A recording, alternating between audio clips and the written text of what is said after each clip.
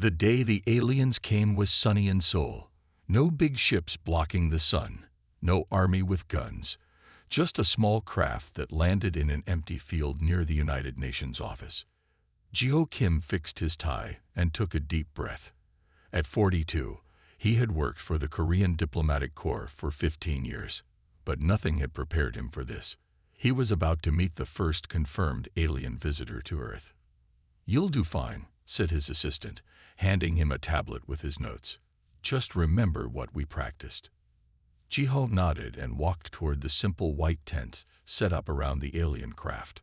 Inside, 3 guards stood at attention while a creature sat at a metal table. The alien looked almost human, but not quite. It was tall with light blue skin and large eyes that seemed to take in everything at once. It wore what looked like a uniform made of a shiny material. "I am Jiho Kim, representing Earth," he said with a small bow. His voice stayed calm despite his racing heart. The alien stood up. It was at least 7 feet tall. "I am Vex, assessment officer for the Galactic Council," it said in perfect Korean. "Please sit." Jiho sat down, noting that the alien hadn't needed a translator. That was both impressive and concerning. "You speak our language well," Jiho said. "We have been monitoring your broadcasts for some time," Vex replied. "I have been assigned to inform you that Earth is now officially recognized by the Galactic Council." "This is an honor," Jiho said carefully. "What does this mean for us?"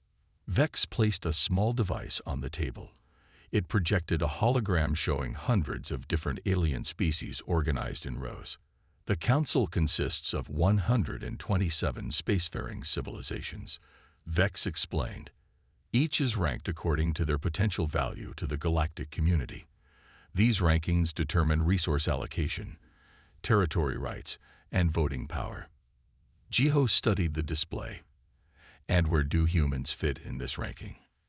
Vex touched the device, and the hologram zoomed out to show one more row at the very bottom. A single icon representing Earth.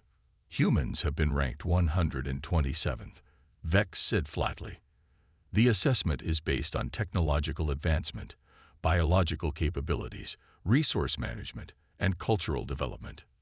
Jiho kept his face neutral, though he felt a cold weight in his stomach. "Last place. They were ranked dead last." "I see," he said.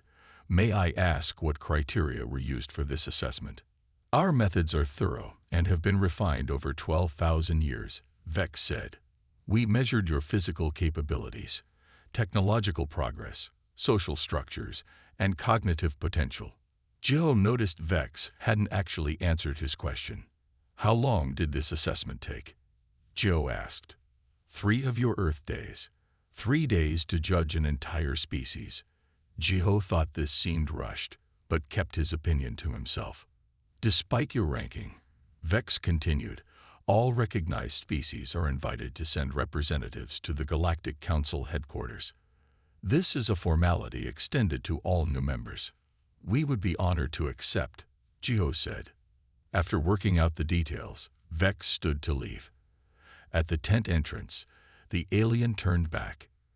"You have taken this news with unusual composure," Vex noted. "Most species protest their initial ranking." Jiho smiled slightly. "On Earth, we have a saying. The person who knows their true worth doesn't fear others' judgment." Vex seemed to consider this for a moment before departing. Once alone, Jiho called the president. "Madam President, we have much to discuss. They've ranked us last out of 127 species." "Last," she repeated. "Based on what?" "A 3-day assessment that seems highly limited," Jiho said. "But they've invited us to send a delegation to their headquarters." "Do you think this ranking is accurate?" the president asked. Jiho looked at his notes. "No, Madam President. I think they've made a serious mistake, and that might be the best advantage we could hope for." "Explain." "They've underestimated us," Jiho said simply. "And in my experience, that's when humans perform at their best." 1 month after the aliens came, Earth had chosen its team to visit the Galactic Council. The world leaders picked 4 of the best people they could find. Captain Suman Park stood in the hangar looking at the alien ship. At 36, she had led rescue missions in war zones and commanded a naval vessel. Her short black hair was neatly trimmed, and her eyes missed nothing. "So this is our ride," she said quietly. The ship the aliens gave them was small and old. Its metal skin was dull and showed patches of repairs. "Not very impressive, is it?" said Do-Yun Lee, the team's engineer. He walked around the ship, running his hand along its side. At 29, he was the youngest of the group. "It's like they gave us the oldest taxi in their fleet." "Can you make it work?" Suman asked. Do-Yun smiled. "I can make anything work, and maybe even make it better." The other two team members approached. Ju Choi was a biologist who had studied life in the deepest parts of the ocean. Hannah Kang was a linguist who could speak 15 languages and had created new ways to communicate with people who couldn't speak.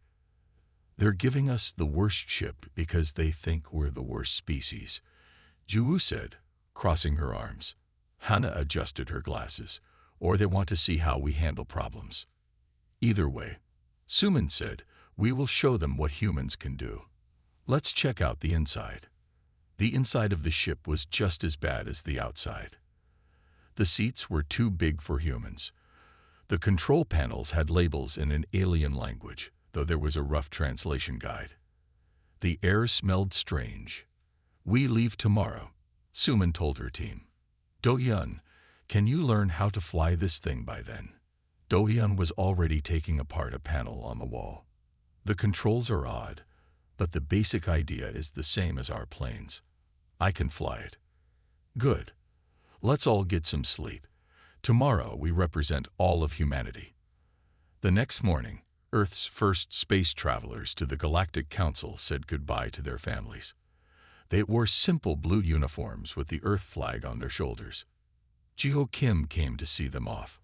"Remember, they think we're weak and simple. Let them keep thinking that for now." Suman nodded. "We understand." The ship took off with a shaky start. Once they were in space, Do-Yun began to work on the ship's systems. He fixed the air filters first, so they could breathe better. Then he worked on the engine. "This ship is actually not bad," he told the others on the third day. "It's just been ignored, like having a good car that no one changed the oil in." By the fifth day, Do-Yun had made the ship run twice as fast as before. Hannah had figured out the communication system and was learning more alien languages from the ship's computer. Jiwoo discovered something interesting about the food maker on the ship. "It can copy any food if you give it a sample," she said, sharing fresh kimchi she had programmed it to make. On the seventh day, they had a problem. A warning light flashed on the control panel. "The cooling system is failing," Do-Yun said after checking. "If it fails completely, the engine will overheat and shut down." "Can you fix it?" Suman asked. "The parts are alien, but the problem is simple. The coolant isn't flowing right." Do-Yun thought for a moment. "I need to make a new pump." He used parts from their personal items, a piece from Hannah's tablet, a motor from Jiwoo's sample analyzer, and metal from one of their food trays. In 6 hours, he had built a new pump that worked better than the original. "How did you learn to do that?" Hannah asked. Do-Yun shrugged. "I grew up on a farm where we had to fix everything ourselves. You learn to be creative when you have no money for new parts." On the 10th day, they saw it, the Galactic Council Station. It was huge, like a metal city floating in space. Ships of all sizes came and went like busy bees. "It's amazing," Jiwoo whispered. Suman straightened her uniform. "Remember why we're here. They think we're nothing special. Let's prove them wrong." Their little ship, now running better than when they received it, approached the giant station. The journey to show humanity's true worth had just begun. The human ship docked at the smallest port on the Galactic Council Station. A single alien waited for them. It had green skin and 4 arms. "I am Mick, your guide," it said in a flat voice. "Follow me." The humans grabbed their bags and followed Mick through massive hallways. Aliens of all shapes and sizes moved around them. Some had too many eyes. Others had no eyes at all. Some floated like balloons. Others clicked along on many legs like spiders. "They're all staring at us," Hannah whispered. "We're the new kids at school," Suman replied. "And we're in last place." Mick led them to a small room far from the center of the station. "These are your quarters," it said. "The welcome ceremony is in 3 hours. Do not be late." After Mick left, they looked around. The room had 4 beds that were too small. The air was too cold. The lights were too bright. "They didn't even try to make this comfortable for us," Ju said with a frown. Do-yeon was already opening a panel in the wall. "I can fix the air and lights. Give me an hour." 3 hours later, they walked into a giant hall filled with aliens. Each species had its own table. The human table was in the back corner, far from the important-looking aliens at the front. A tall alien with silver skin stood at a raised platform. "Welcome to all," it said. "I am High Counselor Ziv. Today we welcome the newest member of our galactic family, humans from Earth." No one clapped or made any welcoming sounds. "Humans are ranked 127th in our assessment," Ziv continued. "But all species have a place in our community." Suman kept her face blank, but she squeezed her hand into a fist under the table. The aliens were served food first, starting with the highest-ranked species. By the time servers reached the human table, most species had finished eating. "Not a very warm welcome," Hannah said quietly. Suddenly, a loud alarm blared through the hall. Red lights flashed. Many aliens jumped up in fear. A voice spoke in many languages at once. "Emergency in Sector 7. Life support failing. Oxygen levels dropping." The hall erupted in chaos. Some aliens ran in circles. Others froze in place. "Sector 7. Suman asked a nearby server. "The new wing," the alien said, its eyes wide with fear. 500 residents. The backup systems should have started, but they're not working." Suman looked at her team. "Do-yeon, what would cause both main and backup systems to fail?" Do-yeon thought quickly. "A power surge could knock out both if they share a connection point." Or what?" Ju asked. "Or someone wanted both to fail," he said quietly. High Counselor Ziv was trying to calm the crowd. "The engineering team is working on it. Please remain calm." Suman stood up. "Do-yeon, could you fix it?" "Maybe, if I could see the systems." Suman walked straight to Ziv, her team following. Aliens moved aside, some looking surprised at the humans' boldness. "High Counselor," Suman said firmly, "we can help." Ziv looked down at them. "This is a complex system beyond your understanding. My engineer fixed your outdated ship and made it better than new," Suman said. "Let him try." A blue-skinned alien stepped forward. "Ziv, we're losing time. Let them try while our team is still en route." Ziv hesitated, then nodded. "Very well." They rushed to Sector 7. Through the windows, they could see aliens inside gasping for air. Do-yeon examined the control panel. The main oxygen recycler is fried, and the backup has been disconnected. He looked closer. "Someone pulled these wires out recently." "Can you fix it?" Suman asked. "The recycler needs to be rebuilt." "That would take hours," Do-yeon said. "But we don't need to fix it. We just need to get oxygen in there now." He pointed to pipes running along the ceiling. "Those carry oxygen to other sectors. We can redirect the flow." With quick hands, Do-yeon rerouted the pipes using tools from his belt. In minutes, oxygen began flowing into Sector 7. The aliens inside began to breathe normally again.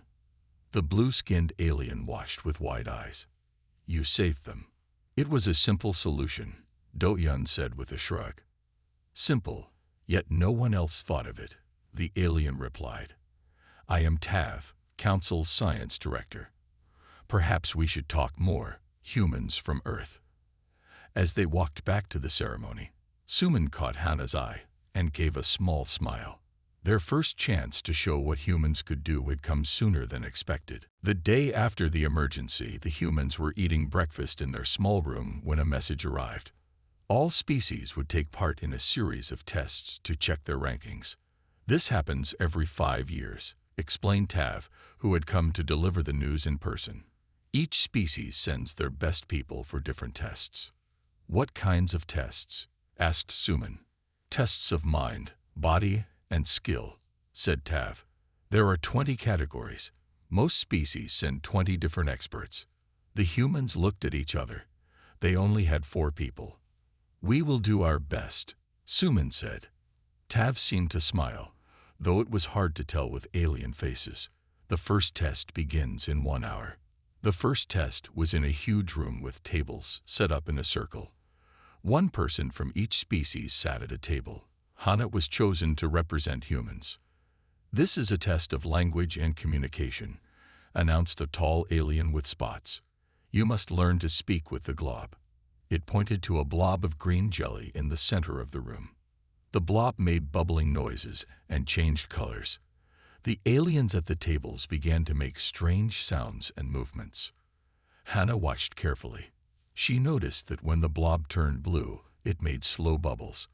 When it turned red, it made fast ones. Instead of trying to speak like the other aliens, Hana took a different approach. She tapped on her table in patterns that matched the blob's color changes. The blob moved toward her. It's responding to rhythm, not sound, Hana said to herself. She tapped faster, and the blob changed colors in the same pattern. Within an hour, Hana had worked out a simple communication system with the blob. When other aliens were still struggling to make the right sounds, she was having a basic conversation through taps and color responses. Remarkable, said Tav, who was watching. The human found a completely different solution. The second test was for building and fixing things. Do-hyun went to represent humans. Each alien was given broken pieces of an unknown machine and told to make it work. Many aliens had extra arms or special tools built into their bodies. Do-hyun only had his 2 hands and basic tools. While others tried to rebuild the machine exactly as it had been, Do-hyun studied the parts carefully. The design is too complex, he said to himself, but the function is simple. Instead of using all the parts, he built a simpler version that did the same job. His machine was smaller and worked better than the original design.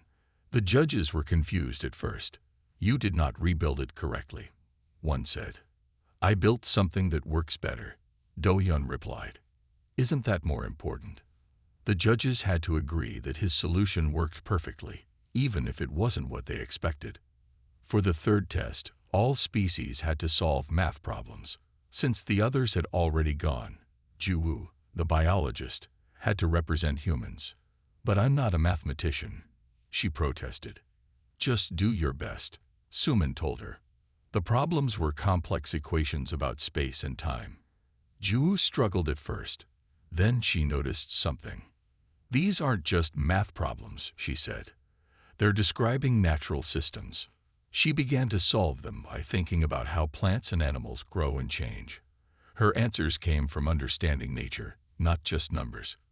When the results were announced, Ju had scored in the top third. Not the best, but far from the worst.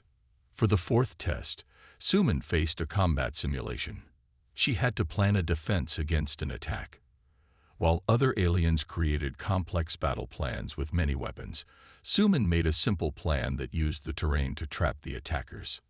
Sometimes the simplest solution is the best, she explained when asked about her strategy.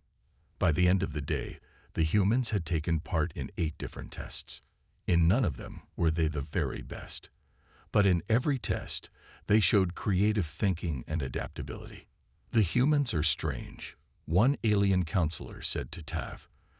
They don't excel at anything specific, yet they find unexpected ways to solve problems.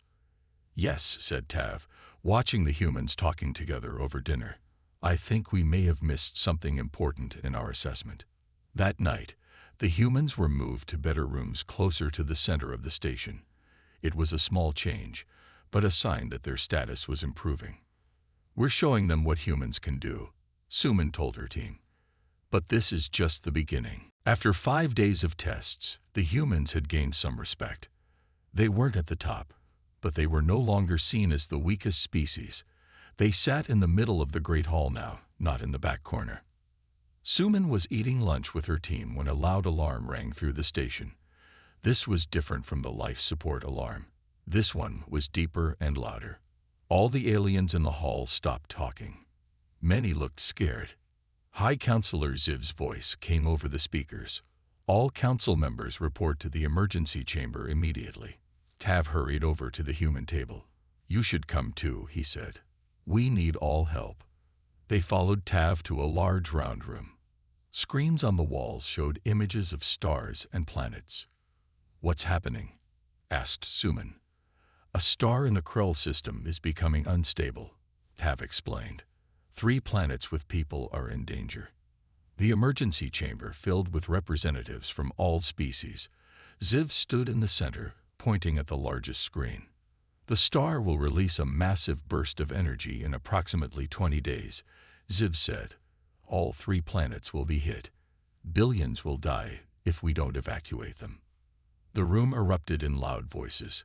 Some aliens argued about whose ships should help. Others debated where to move the billions of people. Some just shouted that it was impossible. We don't have enough ships. Where will they all go? It's too late to save everyone. Suman watched the chaos. She leaned close to her team. Juwu, what do you know about unstable stars? Juwu thought for a moment. On Earth, we've only studied them.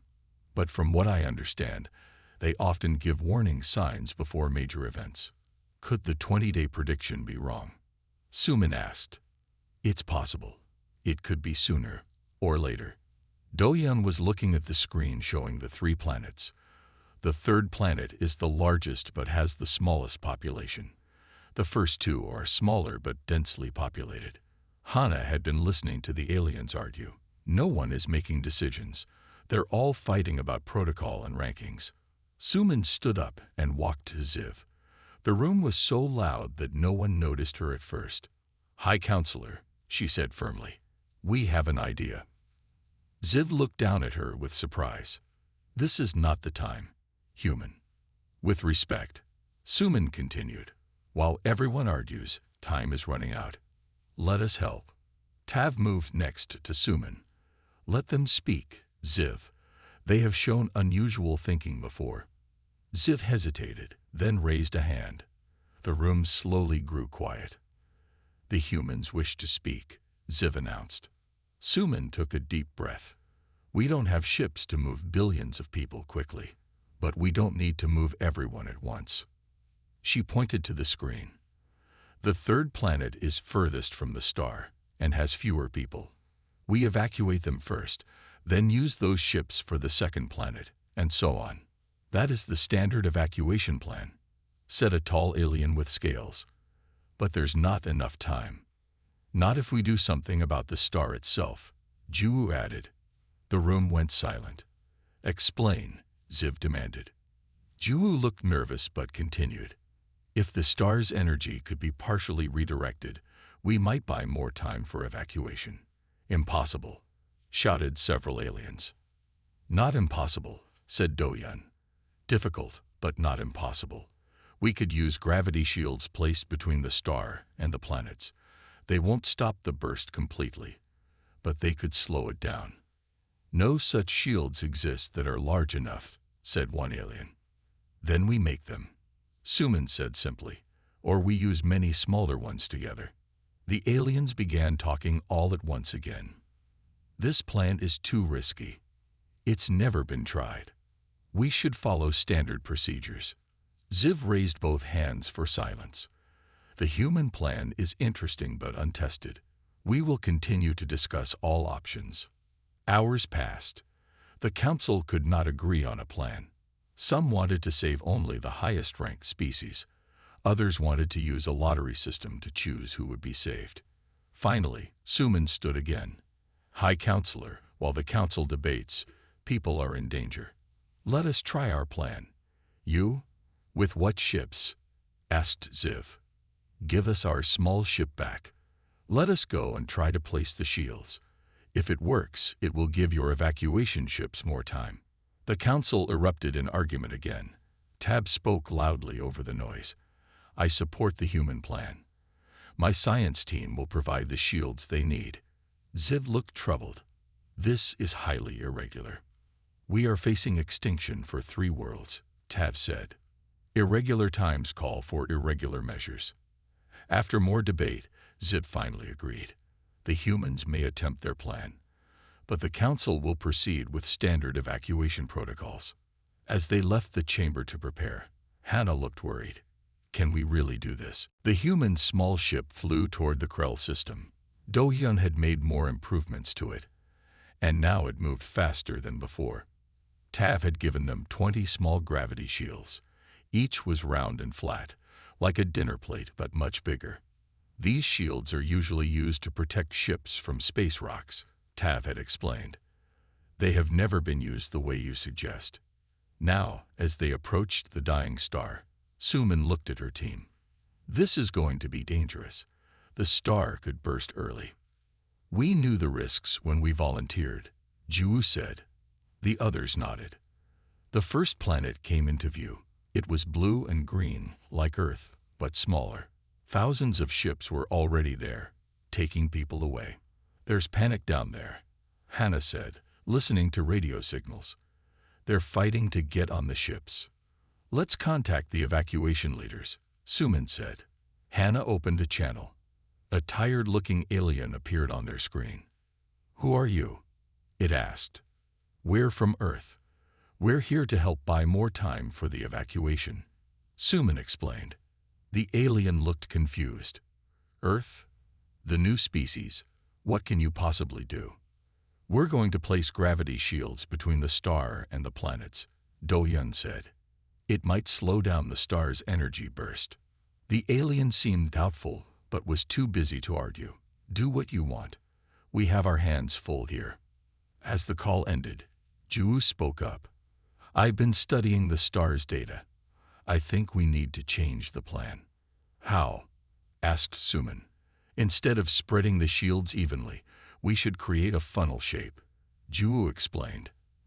Direct the energy away from all 3 planets at once. Can that work? Hannah asked. In theory, yes, Ju said. But it means placing the shields much closer to the star, more dangerous. Suman thought for a moment. It's a good plan. Let's do it. They flew closer to the unstable star. Even with the ship's protection, they could feel the heat. Shields ready, Do-hyun reported. One by one, they released the shields. Each one flew out and took its place. Do-hyun controlled them remotely, arranging them in the funnel shape Ju had suggested. Last shield in place, Do-hyun said after 2 hours of careful work. Now we wait, said Ju. They didn't wait long. The star began to pulse with bright light. It's happening, Hannah shouted. The burst is starting. Earlier than predicted, Ju said, checking her instruments. By almost 5 days, the star shot out a massive stream of energy. It hit the first shield, which glowed bright red but held. Then the energy hit the second shield, and the third. The funnel is working, Do-hyun said excitedly. It's redirecting the energy. Not all the energy was blocked, but much of it now flowed away from the planets, guided by the funnel of shields. How long will they hold? Suman asked. Not long, Do-hyun admitted. The shields are already starting to fail. Suman made a quick decision. Send a message to all evacuation ships. Tell them they have 3 more days at most. The shields won't last longer than that. Hannah sent the message. Almost immediately, their screen lit up with incoming calls. The evacuation leaders want to talk to us, she said, surprised. The same tired alien appeared on screen, but now others were with him.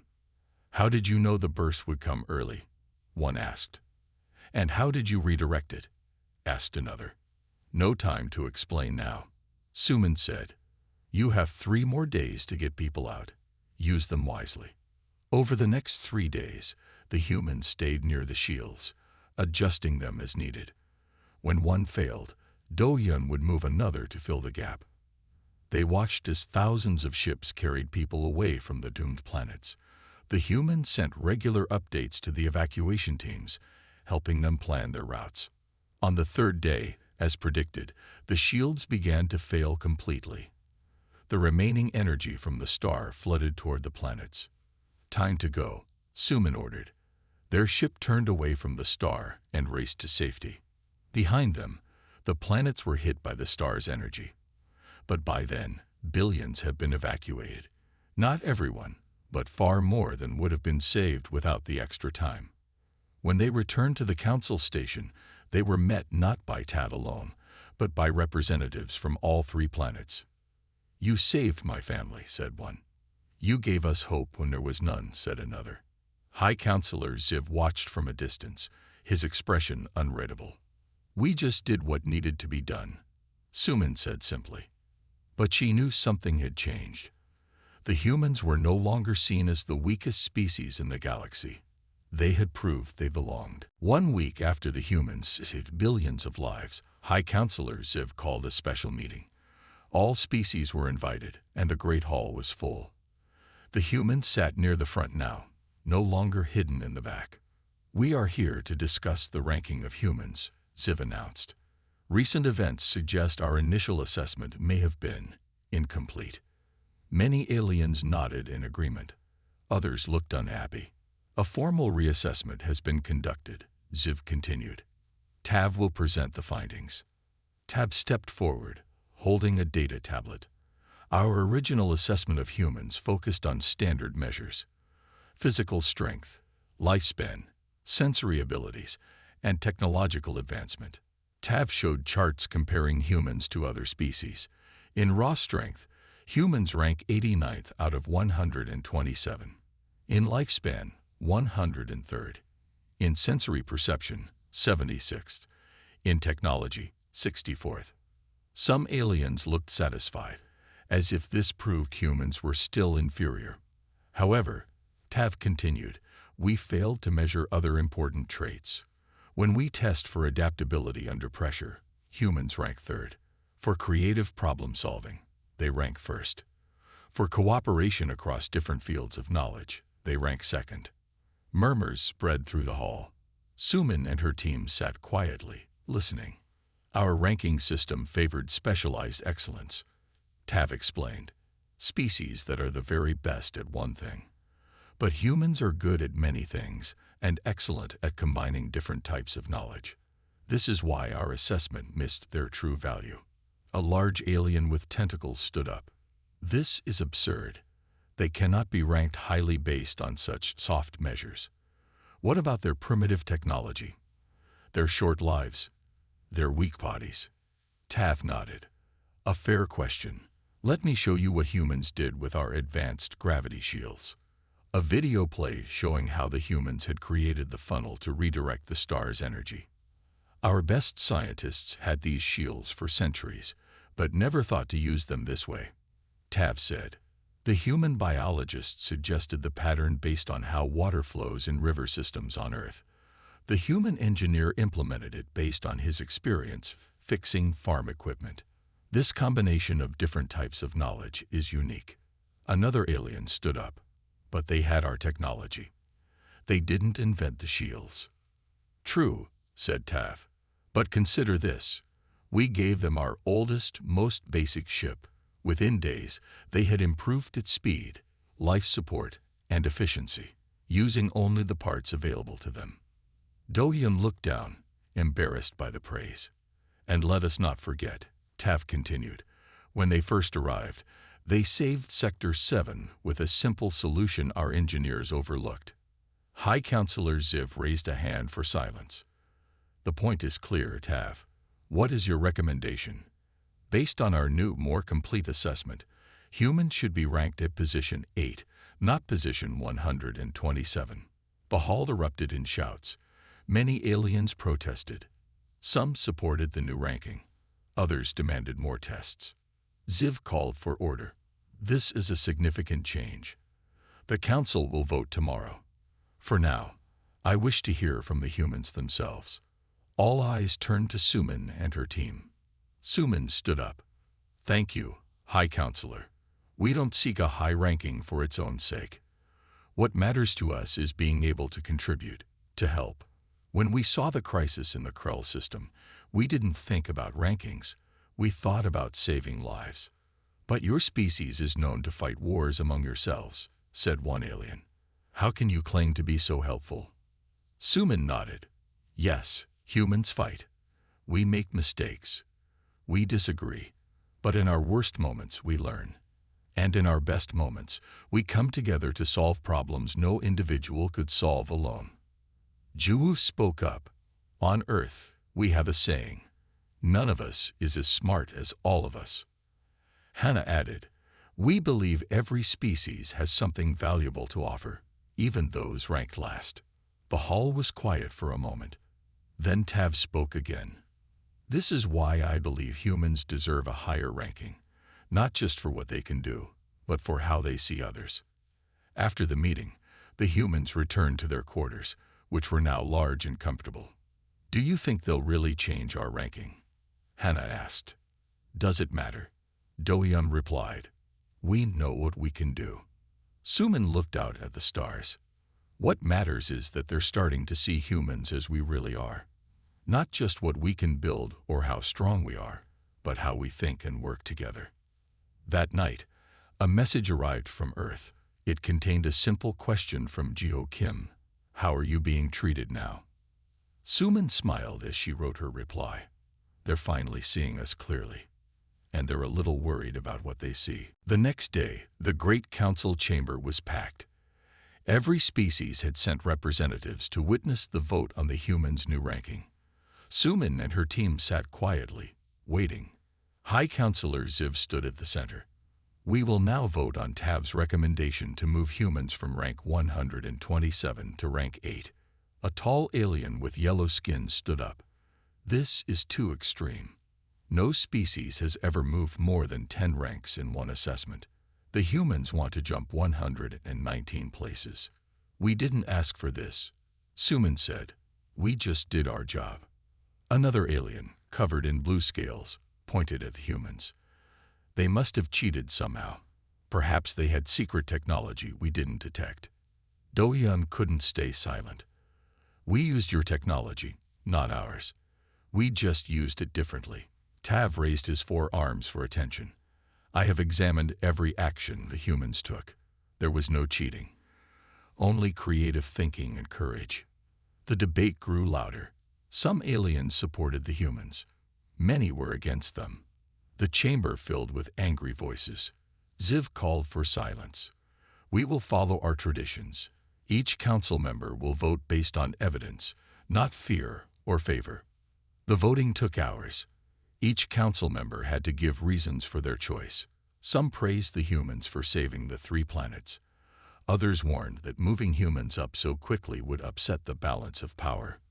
Finally, all votes were cast. Ziv read the results.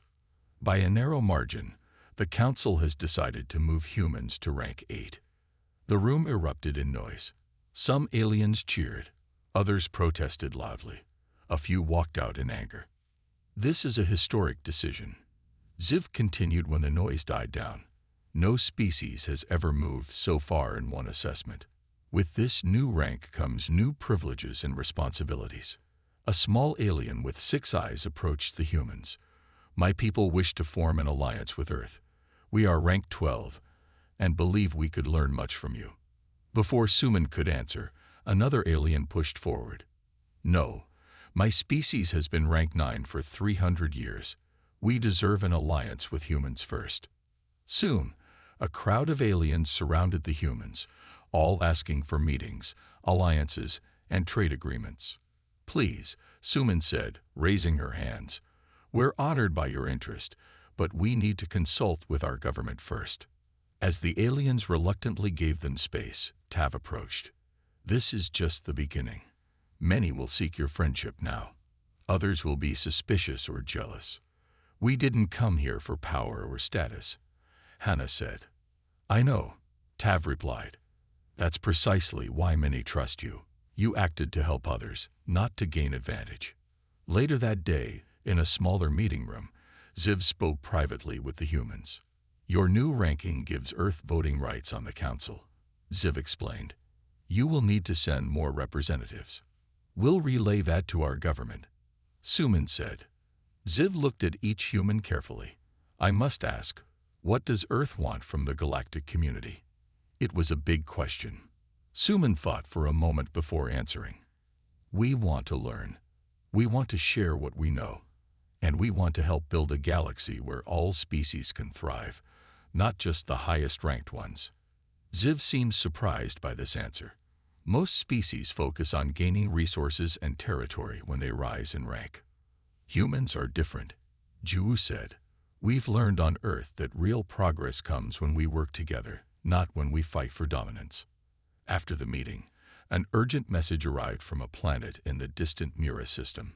They had heard about the human solution to the Krell crisis and were facing a similar problem with massive floods. "They're asking if we would be willing to help," Hannah said, reading the message. "They're ranked 93rd, Do-Yun noted. Far below us now." Suman didn't hesitate. "Tell them we'll help. Rank doesn't matter when lives are at risk." As the message was sent, Tav watched from the doorway. He hadn't meant to eavesdrop, but what he heard confirmed his belief about humans. "You continue to surprise us," he said, entering the room. "Most species become more protective of their status once they rise in rank." "We haven't changed," Suman said. "Your ranking system just needed to catch up with who we already were." Tav made a sound that might have been a laugh. "I'm beginning to think that putting humans at rank 8 might still be underestimating you." That evening, a group of young aliens from different species approached the humans with questions about Earth. As Hannah answered them, she noticed something interesting. These young aliens were working together, sharing ideas across species lines, something rare in the rank-conscious council. "They're learning from our example," Ju whispered. "Good," said Suman. "That might be the most important thing we can offer." 6 months passed quickly. Earth had sent more representatives to the Galactic Council, and things were changing. Jiho Kim was now the official Earth ambassador. He walked through the council station, nodding to aliens who greeted him with respect. He remembered his first meeting with Vex, when humans had been ranked last. Now things were very different. He entered a large workshop where Do-Yun Lee was teaching a class. Aliens of 20 different species watched as Do-Yun showed them how to fix a broken engine. "The problem isn't the part itself," Do-Yun was saying. "It's how all the parts work together.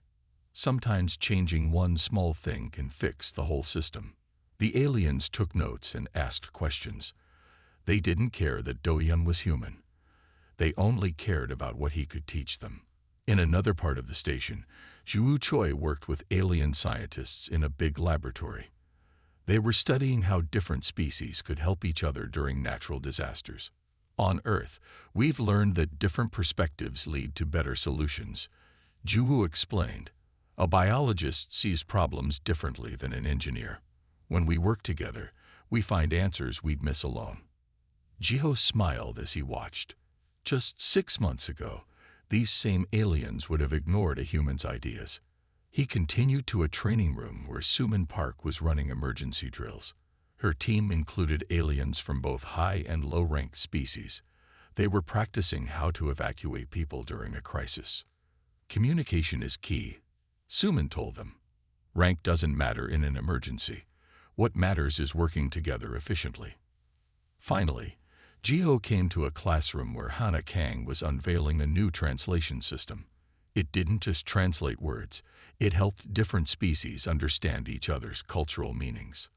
"Language isn't just about words," Hannah explained. "It's about connection, about seeing the world through someone else's eyes." Jiho's tablet beeped. He had a message from High Counselor Ziv, asking him to come to a private meeting. In Ziv's office, Jiho found not just the High Counselor, but also representatives from 11 other species, including Tav. "Ambassador Kim," Ziv said formally, "we have something important to discuss." "I'm listening," Jiho replied calmly. Our analysts have been studying the effects of human integration into the Council over the past 6 months, Ziv explained. We found something unexpected. Tav stepped forward. When humans work with other species, those species' performance improves by an average of 32%.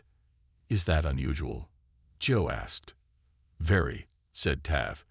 Most high-ranked species improve others by 5% at most. Some actually cause performance to decrease. A hologram appeared, showing colored lines representing different species working together. See these patterns? Tav pointed. When humans join a project, communication increases, innovation rises, and conflicts decrease. We believe it's because of how humans think, added another council member. You naturally connect ideas from different fields. You ask questions others don't think to ask. That's why we've called you here, Ziv said.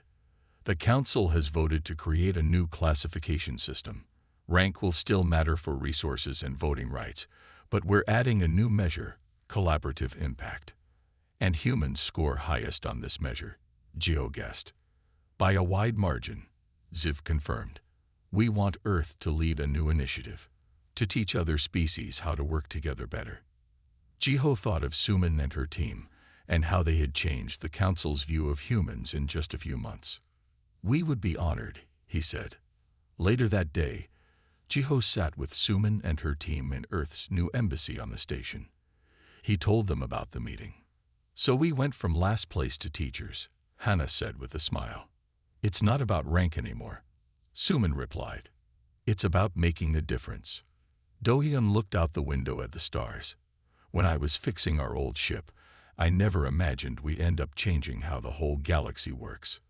That's the thing about being underestimated, Jiho said. It gives you room to surprise everyone. As they talked, a message arrived from Earth. New human representatives were on their way. Teachers, doctors, artists, farmers, people from all walks of life, coming to share what they knew. The Galactic Council thought they had us figured out in 3 days. Ju said, reading the message. It will take them years to really understand humans. Maybe centuries, Suman added with a smile. On the main council floor, a new display had been installed. It showed all 127 species, but not in a simple ranking list. Now they were shown as an interconnected network, each contributing something unique to the galaxy. Earth was not at the top, but it was at the center, connecting to more species than any other.